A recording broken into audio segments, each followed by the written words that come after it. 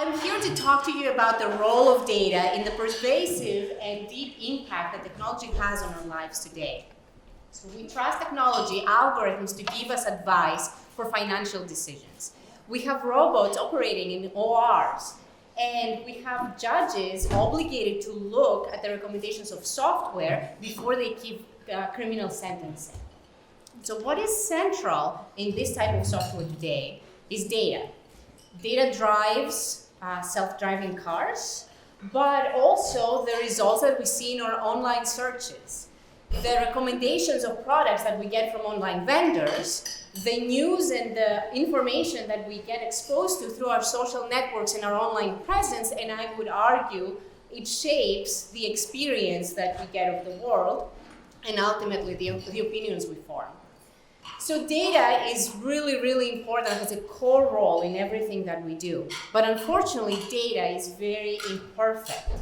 The problems that I work on are motivated by questions such as, what if data has errors? What if important data is missing? What if data has biases? My view of it is skewed. What if data is confusing and I'm just not using it in the proper way?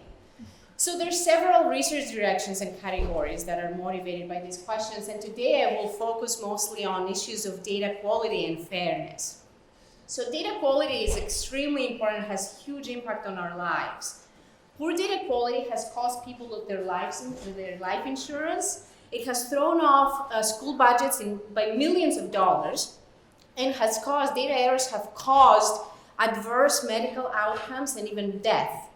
So this is clearly a very important problem, and companies have really realized this and put in a lot of resources in addressing it. And it's estimated that poor data quality, bad data, dealing with bad data costs the US economy in the trillions every year. So this is clearly a very important problem, but data quality is not a new problem. Data quality issues have been around as long as data has been around. So why are we still talking about it today? Well, the reason is that data is now coming fast from so many different varied sources. We have social networks, we have medical data, genomic data, weather data, traffic data, sensor data, the internet. All of this just inundates us with data, just amplifying our data quality problems. So data has been dirty, has had issues, and people have been working on solutions to clean it, to make it better. And all of the solutions are great, but the stance that my research takes is, let's take a step back and understand why data is erroneous, has problems in the first place.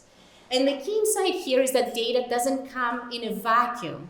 There are systemic reasons for these errors, and the only way to truly repair them is to understand the processes that generate the data, find the sources of the problems, and fix them there. I don't have obviously the time to go into detail into all our solutions, but my lab has produced work on explaining surprising observations in data and diagnosing sources of errors in various data systems. I would also like to take a few minutes to talk about a particular problem with respect to aspects of quality in data, and that is fairness. So I started my talk giving you some examples of how pervasive technology is in our lives today.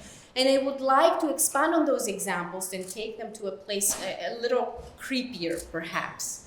So technology is used today to tell police officers in many cities when they stop at a traffic stop, how much of a threat might you be.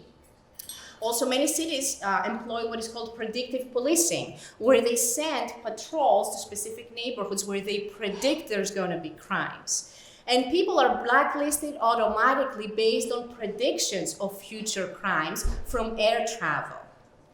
Now, if these kind of things seem a little remote, like they're not going to happen to you, let's see at some mishaps, how things can go wrong in things that we use in everyday life.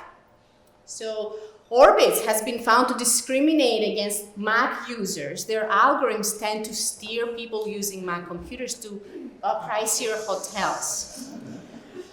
Amazon had to scrap their automating recruiting system that was sorting out resumes because it was found to vastly discriminate against female applicants. defendants. And if you remember the criminal justice software that I talked about in the beginning, it was found to discriminate against Black defendants more than 70% of the time. So this is clearly a very important problem, and let's see how it affects us today. Software exacerbates biases in society. So Google Translate decides that doctors and presidents are male, whereas nurses and secretaries are female. Also, aside from this amplification of biases, we don't get all the same service from software. Automated captioning systems have been shown to work worse for female voices than male voices. And vision software has been shown to work less well for people with darker complexions. So there is clearly an important problem here, and what do we do about this? A lot of people treat this as a learning problem. They say, okay, we use the data in a way that produces unfair outcomes, let's fix the learning system. Or let's repair the models that we produce in the end. Or let's try to do something to unbias the data from which we learn. But as with the previous data quality problems, I want to invite people to take a step back and figure out why these biases are there in the first place and treat them in a systemic way. This data didn't happen in a vacuum.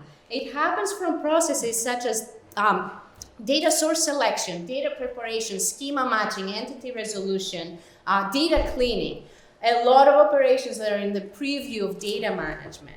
And this is the type of problems that I'm focusing part of my current research on. If what I talked to you about today is of interest to you, I invite you to look up my research further to see how I deal with imperfect and messy data. Thank you.